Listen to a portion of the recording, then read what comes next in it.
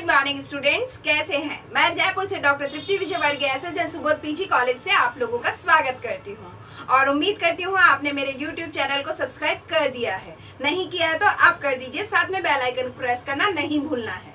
Right, तो आज की क्लास शुरू करते हैं साइंटिफिक मैनेजमेंट के टॉपिक के लास्ट सब टॉपिक से। राइट, तो आज अपन इसको पढ़ेंगे क्रिटिकल एनालिसिस। अभी तक अपन ने इसको बहुत सारा पढ़ लिया है, इंट्रोडक्शन पढ़ लिया है, इसके प्रिंसिपल्स पढ़ लिए हैं, इसके टेक्निक्स पढ़ लिए हैं, इसके बेनिफिट्स पढ़ लिए हैं। अब जरा बात करते हैं किस तरह से इसको क्रिटिकली एनालाइज किया जाए कि आखिर ये है कैसा, हमारे ऑर्गेनाइजेशन के लिए किस तरह से ये फ्रूटफुल है तो क्यों, और नहीं है तो क्यों। राइट, तो चलिए आज की क्लास शुरू करते हैं। टॉपिक है critical analysis of scientific management. इसको हम 5 हेडिंग्स के तहत पढ़ेंगे। देखो, किसी भी टॉपिक को जब आप आंसर लिख रहे होते हो, आप अपने सब टॉपिक अपने दिमाग में भी फ्रेम कर लो, साथ में आंसर कॉपी में स्टार्टिंग में ही शो कर दो कि whatever you have a plan to give an answer. तो उससे क्या होगा, आपके एग्जामिनर को स्टार्टिंग से पता चल जाएगा कि बंदा पूरा ऑर्गेनाइज्ड है, मैनेज्ड है, उसे पता है क्या लिखना है, कैसे लिखना है और किस तरीके से लिखना है। राइट, आप देखेंगे मैंने बोर्ड पे इसे 5 हेडिंग्स में बांट दिया है। एक बात करते हैं इसकी इंपॉर्टेंस की। एक आपको मैं चीज क्लियर कर दूं कि जब भी आप क्रिटिकल एनालिसिस करते हैं ना, क्रिटिकल एनालिसिस का मतलब क्रिटिसिज्म नहीं है, केवल क्रिटिसिज्म नहीं होता। क्रिटिकल एनालिसिस का मतलब है क्रिटिसिज्म तक तो जाना है, लेकिन क्रिटिसिज्म से पहले उसके पूरे एनालिसिस करो कि ये क्रिटिसिज्म तक भी जा रहे हो तो कितना जस्टिफिकेशन है और क्रिटिसिज्म के अलावा इसमें और कितना दम है। यानी उसकी इंपॉर्टेंस भी लो, उसके एडवांटेज भी लो, उसके डिसएडवांटेज भी लो, उसकी इंपॉर्टेंस को भी लो। इस तरीके से चीजों को धीरे धीरे आगे लेके बढ़ो और तब कहीं जाकर के कंक्लूड जरूर करो। जब क्रिटिकल एनालिसिस के टॉपिक को आप कवर करते हो किसी क्वेश्चन में, उसमें कंक्लूजन बहुत इंपॉर्टेंट रोल प्ले करता है। वो आपका पॉइंट ऑफ व्यू होता है कि अब आप क्या समझते हो, इसमें तो ये सब चीज थी, ये कमियां भी थी, ये अच्छी बातें भी थी, ये नुकसान भी था, ये इंपॉर्टेंस भी था, वो सब तो आपने लिख दिया। लेकिन अब पॉइंट ये है कि अब लास्ट में आप कैसे मेंशन करोगे कि व्हाट डू यू थिंक कि how it is the topic have. Right, तो इस चीज को भी ध्यान रखना है कि क्रिटिकल एनालिसिस में आपका आंसर कंक्लूजन सब हेडिंग से खत्म होना चाहिए, तब कहीं जाकर के ऐसे क्वेश्चंस कंप्लीट हुए माने जाते हैं। ठीक है, तो अब जरा देखें क्या क्या बातें हम करेंगे क्रिटिकल एनालिसिस में जब साइंटिफिक मैनेजमेंट टॉपिक को कवर कर रहे हैं। तब शुरू करते हैं इसकी इंपॉर्टेंस की। ठीक है, अब बात कर रहे हैं इंपॉर्टेंस। अगर इसकी कह रहे हैं कि साइंटिफिक मैनेजमेंट बहुत ही इंपॉर्टेंट है, तो किसके पॉइंट ऑफ व्यू से इंपॉर्टेंस की बात कर रहे हो ये जरूर मेंशन करो। देखो, किसी भी ऑर्गेनाइजेशन में अगर आप ऑपरेशनल मैनेजमेंट की बात कर रहे हो तो मान के चलो एम्प्लॉयर भी होगा और एम्प्लॉय भी होगा। तो एम्प्लॉयर का पॉइंट ऑफ व्यू अलग हो सकता है किसी चीज के इंपॉर्टेंस में, और एम्प्लॉय का पॉइंट ऑफ व्यू अलग हो सकता है। तो आपको कम से कम 4 बातें दोनों की बतानी चाहिए कि क्यों आप समझते हो कि एम्प्लॉयर कैसे कहता है कि ये अच्छा है और क्यों एम्प्लॉय कहता है कि ये अच्छा है। तो जरा बात करते हैं एम्प्लॉयर पॉइंट ऑफ व्यू से कि इसकी इंपॉर्टेंस क्या है। ठीक है, तो अब जरा देखें क्या कहता है ये। अगर बात करते हैं कि एम्प्लॉयर जो कि काम को करवाने वाला है, वो क्यों कह रहा है कि साइंटिफिक मैनेजमेंट अच्छा है, तो जरा देखते हैं। ये कहता है कि किसी भी साइंटिफिक मैनेजमेंट को ऑर्गेनाइजेशन में जब लागू करते हैं तो बहुत सारी अच्छी बातें होती हैं।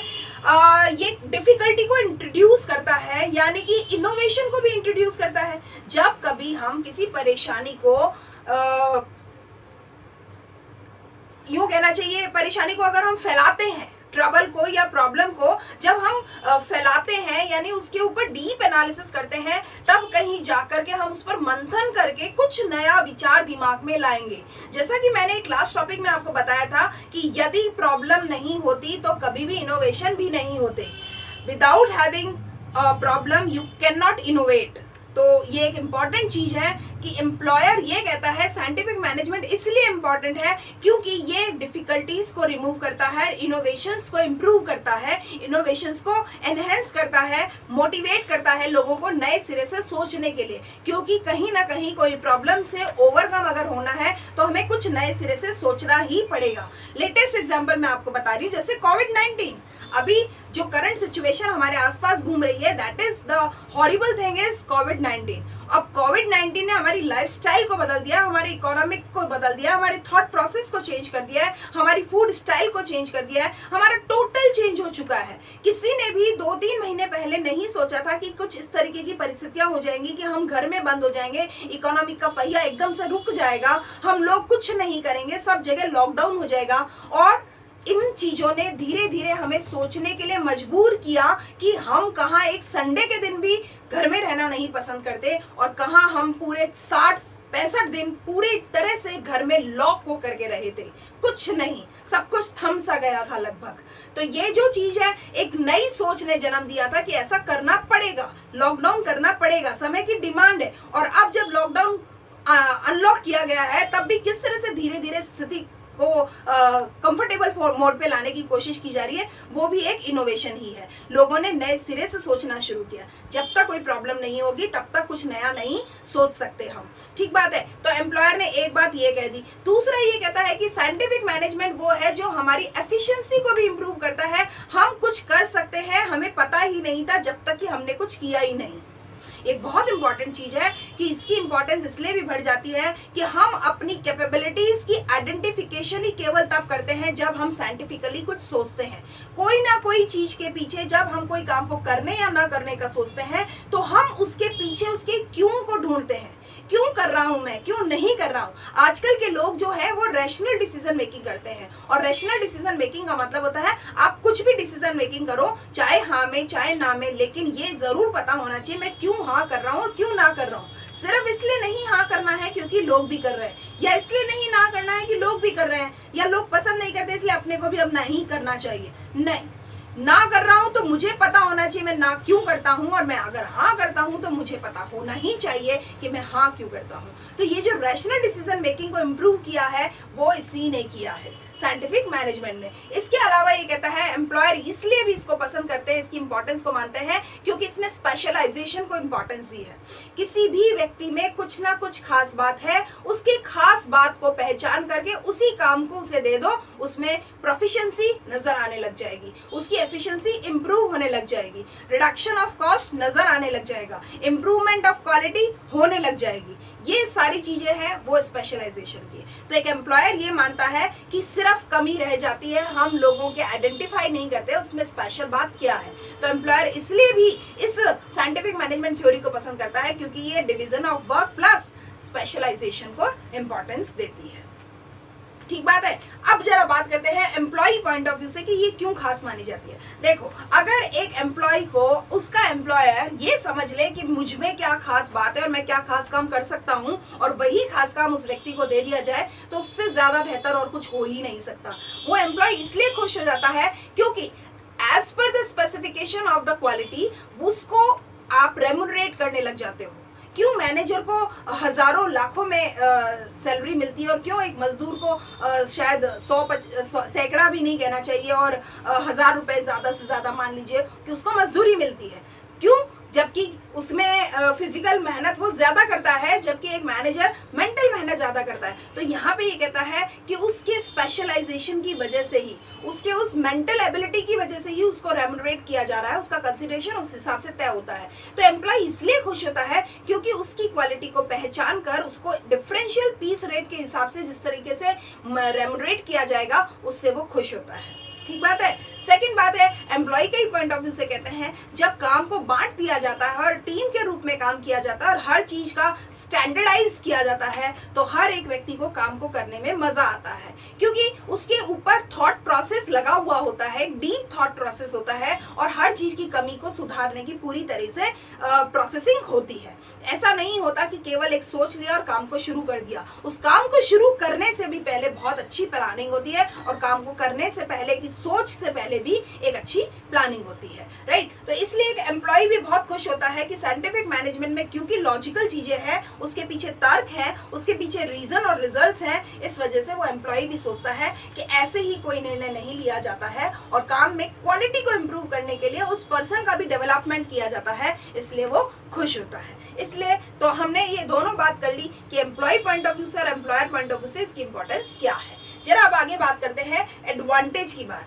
जब अगर अपन ने इंपॉर्टेंस की बात कर ली तो अब मान के चलो इसके एडवांटेज और भी ज्यादा आसान हो गए हैं। फिर भी मैं आपको क्लियर करती हूँ, अगर मैं कहूँ कि साइंटिफिक मैनेजमेंट के कुछ फायदे भी हैं तो देखो, एनहेंस टीम वर्क, ये लोगों में टीम स्पिरिट को बढ़ावा देता है, मजबूत करता है, क्योंकि इंडिविजुअल को इसके प्रिंसिपल को आप याद करो, ये कोऑपरेशन को बढ़ावा दे रहा है, ना कि इंडिविजुअलिज्म को, या हार्मनी को बढ़ावा देता है, ना कि डिस्कॉर्ड को। तो ये कहता है मन मुटाव नहीं होना चाहिए, बल्कि सबके बीच में एक मधुर संबंध कायम होना चाहिए। तो ये कहता है टीम स्पिरिट को बहुत मजबूती देता है, टीम वर्क को बहुत मजबूती देता है, ये इसका एक फायदा है। इसके अलावा better planning and decision making होता है, क्योंकि मैंने आपको बताया डीप थॉट प्रोसेस लगा हुआ होता है, इसीलिए इसकी प्लानिंग और डिसीजन मेकिंग दोनों पे ही बहुत इंप्रूवमेंट होता है, और इसीलिए कहते हैं कि काम बहुत अच्छा होता है। और काम अच्छा अगर सोचा गया और अच्छे निर्णय अगर लिए गए हों तो यकीन मान लीजिए काम के रिजल्ट्स भी अच्छे होने की गुंजाइश बढ़ जाती है। उसके अलावा आगे कहता है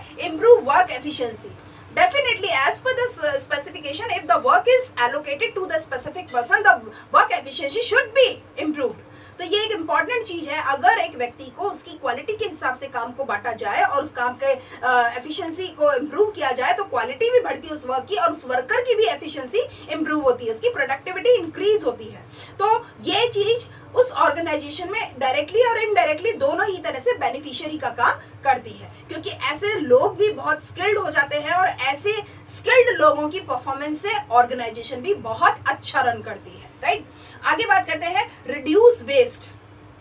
अगर आपने टीम बना ली, अगर आपने क्वालिटी सेट कर लिया, अगर स्टैंडर्ड सेट कर लिया, अगर आपने as per specification work allot किया है, तो इन सारी चीजों का रिजल्ट ये होगा कि वेस्टेज कम हो जाएगी। और वेस्टेज तीनों ही चीजों की कम हो जाएगी, टाइम की वेस्टेज कम हो जाएगी, मटेरियल की वेस्टेज कम हो जाएगी, और मनी की वेस्टेज कम हो जाएगी। और यकीन मान लीजिए तीनों की वेस्टेज अगर कम हो गई तो कॉस्ट अपने आप ही रिड्यूस हो जाएगा। तो वेस्ट को अगर रिड्यूस कर लिया तो कॉस्ट भी रिड्यूस हो जाती है, और कॉस्ट रिड्यूस होने का मतलब होता है प्रॉफिट मैक्सिमाइज होना। तो ये इनडायरेक्टली बहुत जबरदस्त असर देती है। ये साइंटिफिक मैनेजमेंट के एडवांटेजेस पढ़ रहे हैं, उसमें हमने बात करी है कि जो वेस्ट रिडक्शन होता है इसका डायरेक्ट असर हमारे प्रॉफिट मेकिंग पे आता है। ठीक है, यहाँ तक सुनकर सब कुछ अच्छा लग रहा है कि साइंटिफिक मैनेजमेंट में कोई कमी है ही नहीं, बहुत अच्छा है, ऑर्गेनाइजेशन को अपनाना चाहिए। लेकिन ऐसा कभी नहीं होता। Each and every coin has two aspects, एक डार्क साइड होती है, एक ब्राइट साइड होती है। तो अभी हमने ब्राइट साइड की बात करी, अब थोड़ा सा बात करते हैं जो डार्क साइड है, जो थोड़ा सा इसका डार्क पोर्शन को हाईलाइट करता है, यानी इसमें कुछ कमी तो है। अब क्या कमी है जरा बात करते हैं। डिसएडवांटेजेस में जो हेडिंग बात कर रहे हैं उसमें कहता है प्रेशर है, किस चीज का, काम का। वर्क प्रेशर जबरदस्त है, आप मान के चलो टारगेट्स अचीव करने हैं, स्टैंडर्ड सेट हो चुके हैं, डिफरेंशियल रेट सिस्टम लागू हो चुका है, तो वर्क प्रेशर जबरदस्त है। मतलब हम अच्छा कमाने की होड़ा होड़ी में हम ना केवल अपने वर्कर्स पर प्रेशर दे रहे हैं, वर्कर्स भी अपनी हेल्थ पर प्रेशर दे रहे होते हैं, और इसका असर लॉन्ग टर्म्स पे नजर आता है। टेम्परेरीली इट्स ओके, कोई फर्क नहीं पड़ता, 2 दिन ज्यादा काम कर लिया हमने 2-5 घंटे, और कोई फर्क नहीं पड़ता 2-4 लोगों से हमने ज्यादा काम करा लिया। लेकिन फर्क पड़ता है अगर हमने रेगुलर ये सिस्टम फॉलो करवा दिया, या रेगुलरली हमने लोगों से इस तरह के काम करवाए, तो ये फर्क इस तरह से पड़ेगा कि लोगों के माइंड पर इतना वर्क प्रेशर हो जाएगा, इतना कंपटीशन हाई हो जाएगा कि उनकी हेल्थ पर बन जाएगी। अभी आप देख लीजिए जो स्टूडेंट्स हैं, या ये कहना चाहिए जो आप लोग अपना ग्रेजुएशन पोस्ट ग्रेजुएशन कंप्लीट करके एम्प्लॉयबिलिटी की तरफ जा रहे हैं, उसमें आप देखिए कि वर्क प्रेशर कितना जबरदस्त है। आपको अच्छा कमाना ही पड़ेगा, केवल कमाना नहीं पड़ेगा, हैंडसम सैलरी शुड बी।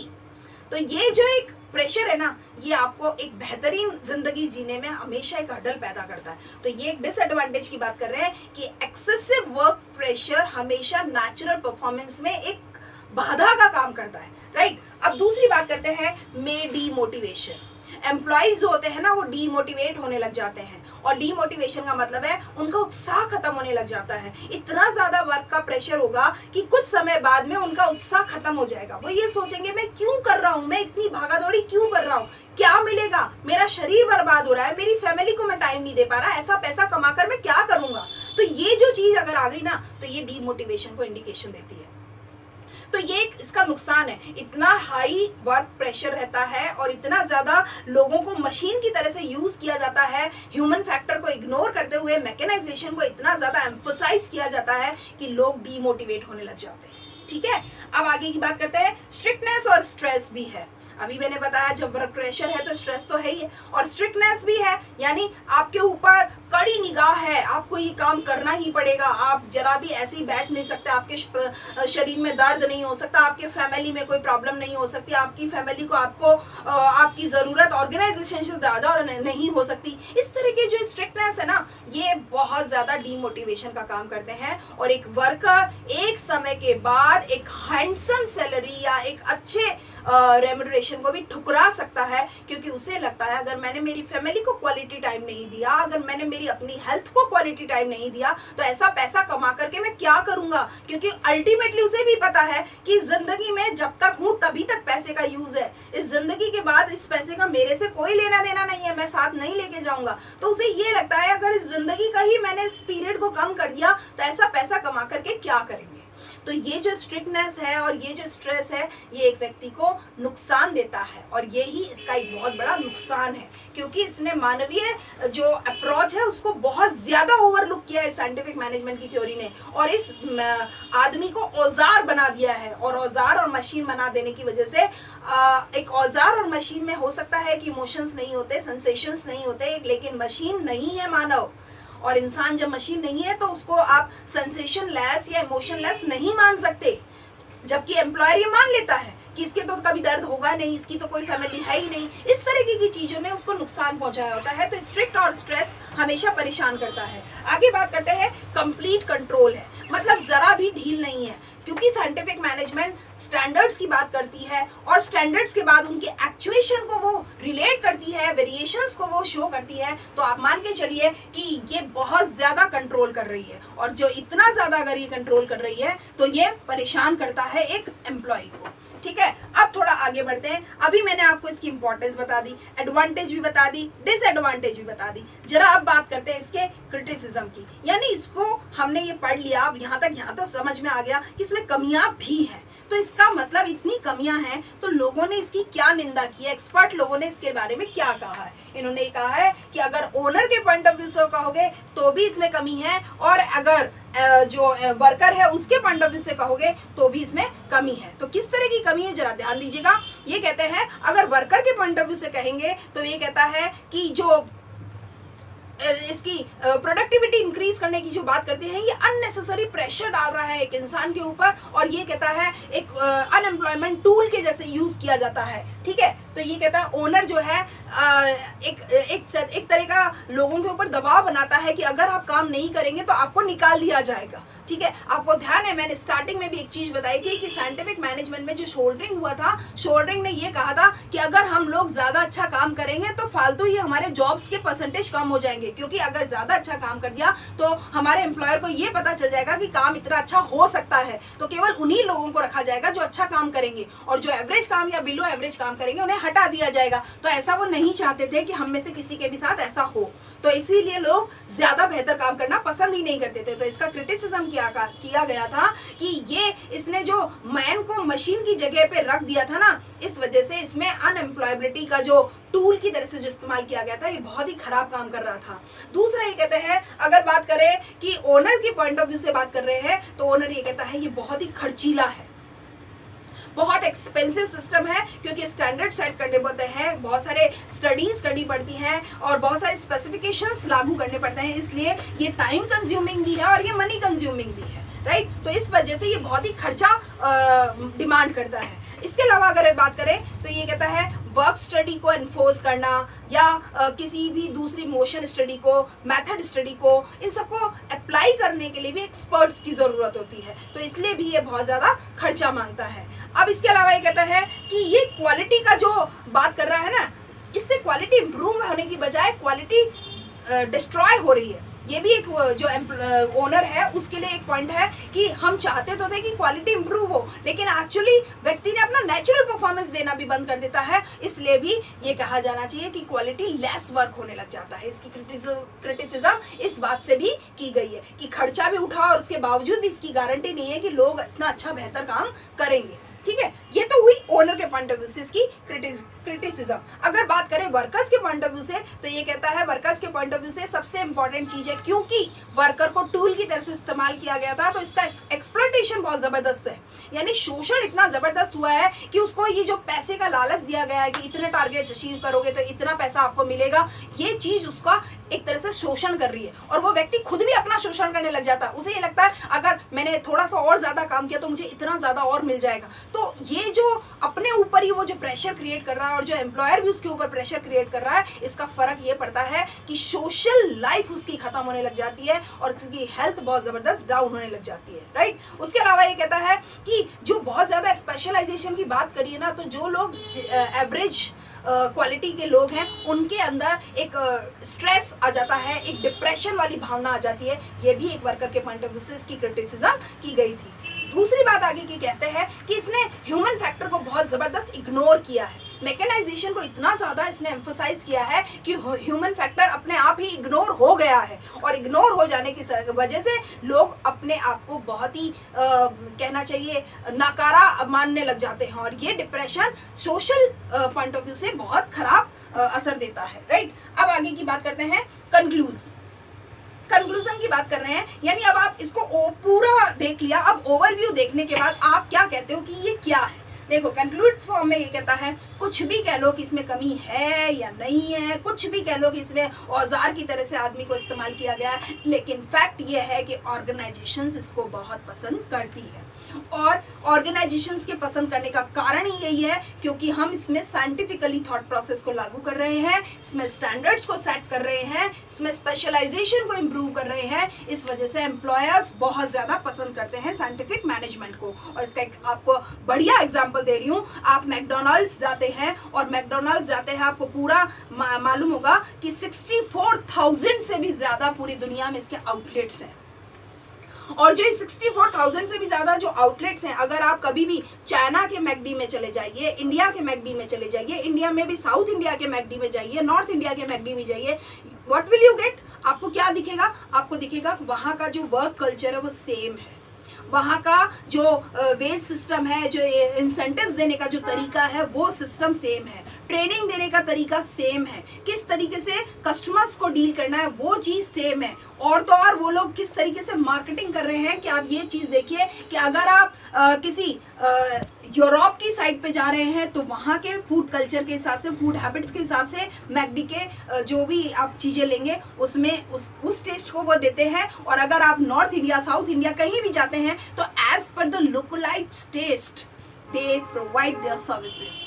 यही चीज़ उन्हें खास बनाती है। तो इसका मतलब उन्होंने इसके ऊपर बहुत ज़्यादा काम किया है, स्पेसिफिकेशन पर बहुत ज़बरदस्त काम किया है। उन्होंने लोकल लेबर को वो यूज़ करते हैं अपने फूड रेस्टोरेंट में, उनको इस तरह से मोल्ड करते हैं, ट्रेनिंग देते हैं कि ताकि कि जो लोकल टेस्ट है वो मेंटेन कर सके। राइट, वरना आप ये सोचिए कि मल्टीनेशनल कंपनी किस तरीके से हर देश में उस देश के लोगों के टेस्ट के हिसाब से वो चीज़ों को बना पा रही है, वो ऐसे नहीं बना पा रही है। इसका उनका एक पूरा बड़ा नेटवर्क होता है, उस नेटवर्किंग पे बहुत बड़ा थॉट प्रोसेस होता है। तो आपको ये समझ में आता होगा कि किस तरीके से साइंटिफिक मैनेजमेंट आज भी लागू होता है, और आजकल आज भी लागू होता है और आगे भी लागू होगा। और 21st सेंचुरी में तो इसका बहुत जबरदस्त बोलबाला है। ये कह सकते हैं कि still it is a very much part of an organisation. जो भी ऑर्गेनाइजेशन आगे बढ़ना चाहती हैं और जो मैनेजमेंट को बहुत गहराई से नजर रख रही होती है वो साइंटिफिक मैनेजमेंट को फॉलो करती हैं और एडमायर करती हैं। इसके अलावा ये कहता है क्योंकि इसमें डिवीजन ऑफ जो मैनेजमेंट फंक्शंस हैं और वर्क फंक्शंस हैं, इसने इसको और भी ज्यादा स्पेशलाइज बना दिया है।